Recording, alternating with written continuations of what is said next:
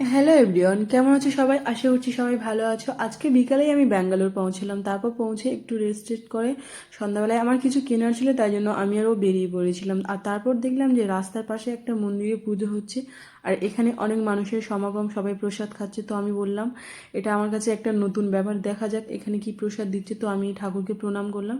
এটা কি ঠাকুর আমি জানি না, আগে কখনো দেখিনি বা আমাদের ওখানে কোথাও আছে এমন শুনিওনি। আর এখানকার মেয়েরা বেশিরভাগ জনই মাথায় ফুল দিয়ে থাকে। ছোট বড় যে মেয়েটাকে আমি প্রণামীর টাকা দিলাম, ও দেখি না মাথায় ফুল দিয়ে আছে।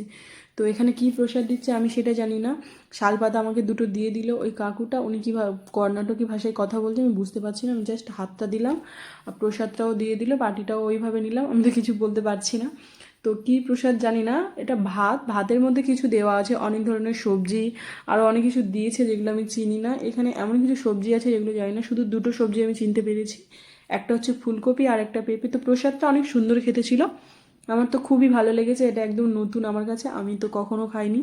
আর আমাদের ওখানে এরকমই প্রসাদ কোথাও দেওয়া হয় না। তো এরপরে আমি হাতটা ধুয়ে নিলাম।